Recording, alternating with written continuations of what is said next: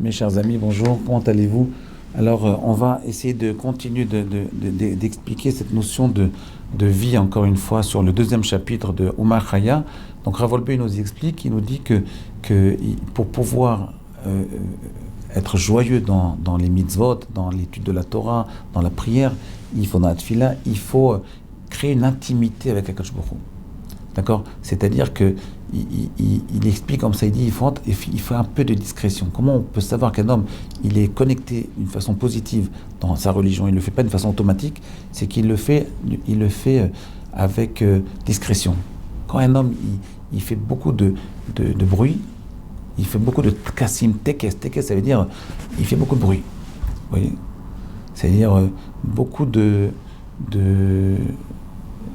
d'exposition. Alors, avec Internet, c'est un peu difficile de ne pas faire d'exposition, mais il expose tout ce qu'il fait, tout ce qu'il dit, tout ce qui se passe, il le met sur Facebook, il parle tout le temps de lui-même. Vous voyez, il mange une pizza et il l'a fait passer à tous ses amis. Vous voyez, ça c'est un manque d'intimité avec Akadosh Baruch Hu. C'est un manque d'intériorité. Donc comment on arrive à créer une intimité avec Akadosh Baruch Hu? C'est ça qui va nous permettre de vivre vraiment les mitzvot. Comment on fait ça? Alors on a le Kuzari, comme ça Rav Wolbe nous ramène dans le deuxième chapitre sur la vie. Le Kuzari nous dit il faut prendre conscience du Inyan Eloki qui est en l'homme. Il faut prendre conscience de l'Inyan Eloki, ça veut dire de la facette du divin qui est en nous. Si on prend conscience de la facette du divin qui existe en nous, à ce moment-là, on peut créer une intimité. Vous voyez, quand vous avez créé une intimité avec Akadosh Baruch Hu, alors que se passe-t-il?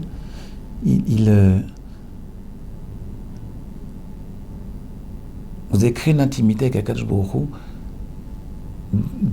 Alors vous êtes plus joyeux dans la Torah. Vous étudiez la Torah. Vous êtes plus discret. Vous n'avez pas besoin de montrer ce que vous faites au monde entier. Vous n'avez pas besoin de faire des actes visibles. Vous n'avez pas besoin d'être vu. Vous ne le faites pas pour les autres. Vous voyez, l'intimité, si vous voulez, c'est la prise de conscience. L'intimité avec Akadosh Baruch Hu, c'est la prise de conscience de la facette divine qui est en nous-mêmes. Je vous donne un exemple. On va essayer d'expliquer ce qu'on est en train de dire. Rav Wolbe appelle ça le Inyan Eloki. La prise de conscience qu'il y a du divin en moi, ça me permet de créer une intimité avec Akadosh Baruch Hu. Et donc quand je fais les mitzvot, je ne suis pas obligé de montrer ça à tout le monde. Vous voyez, je ne suis pas obligé de le montrer à tout le monde. Je ne suis pas obligé de mettre ça sur Twitter et que tout le monde regarde ce que je fais. D'accord? C'est plus intime. C'est ce qu'on appelle la vie intérieure. Rav Wolbe, l'essentiel de son enseignement est là-dessus. Essayez de vivre une intimité. Essayez de vivre une vie plus intérieure. Ne pas toujours dévoiler tout ce que vous dites. Vous voyez, Yosheb et Seter, elle en dit, c'est quoi un grand rave? C'est un rave qui ne dévoile pas tout ce qu'il sait. Il dévoile une partie et il laisse à ses élèves la possibilité de grandir en dévoilant tout ce qui est caché dans ce qu'il a dit.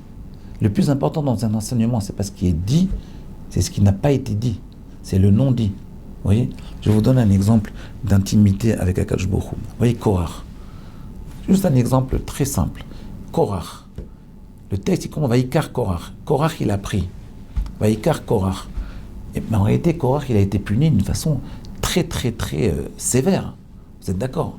Il a été enterré. Il a voulu faire une discussion avec Moshe Rabbeinu. Il s'est trompé. C'est sûr que comment on peut faire une marloquette? Comment on peut rentrer en conflit avec Moshe Rabbeinu? Il n'a rien compris.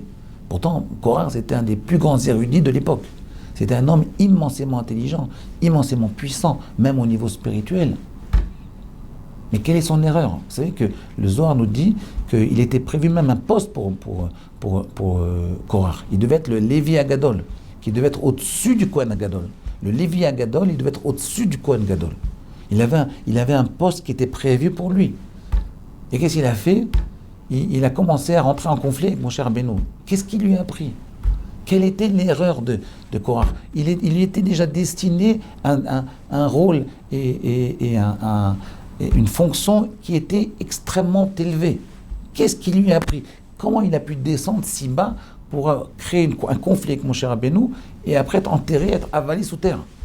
La Gemara nous explique qu'il n'est même pas mort. Il est sous terre en train de crier Moshe Emet et Torah Emet jusqu'à la fin des temps. Il faut comprendre ça. Qu'est-ce que ça veut dire? Quelle était l'erreur de Moshe? Quelle était l'erreur de Korach? Il a fait une erreur. C'est ce qu'il a fait comme erreur? Ben, c'est le début de la paracha qui nous dit Vaikar Korach. L'erreur de Korach, elle était. Pourquoi le texte dit Vaikar? Qu'est-ce qu'il a pris? Rachid essaie de nous expliquer, il nous dit Vaikar Korach, il s'est pris d'un côté, il a mis les autres de l'autre côté. Ou Vaikar, il y a un autre commentaire de Rachid qui nous dit il a Vaikar Kicha Bedvarim. Il a essayé d'argumenter. Il avait une force rhétorique, Korach. Une force de rhétorique. Mais en réalité, à mon avis, la plus grande erreur de Korach, ce qu'il a fait complètement craquer, c'est Vaikar Korach. L'erreur de Korach, c'est qu'il a voulu prendre la fonction. Vous voyez? Quand on veut prendre la fonction, on n'a pas confiance en Akadosh Baruch Hu. Mais encore une fois, dans son confiance. Une question d'intimité. Il lui manquait un peu l'intimité avec Akadosh Baruch Hu. Il n'avait pas conscience de la puissance qui était en lui-même. Vaikar Korach, il a voulu prendre. Il n'a pas eu confiance. Il a voulu prendre. À ce niveau-là, on ne prend plus. On attend qu'on te donne. Et c'était ça l'erreur. On ne prend pas. On attend qu'on te donne.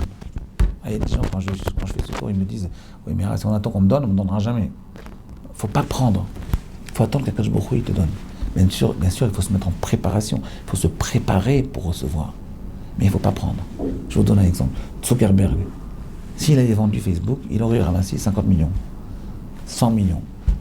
Le fait qu'il n'ait pas pris, n'est pas vendu, il vaut maintenant 90 milliards. Pourquoi?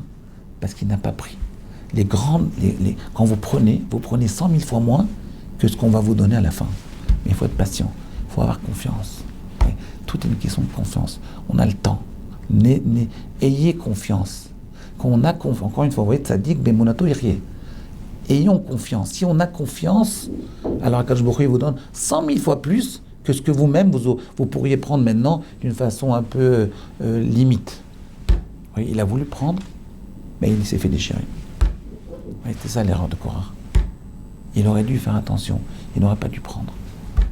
Vous voyez, c'est très important ce principe-là. Il n'aurait pas dû prendre. Passez une bonne journée et réfléchissons ensemble sur ce principe que j'ai l'impression que je n'ai pas encore bien intégré. Passez une bonne journée. À bientôt.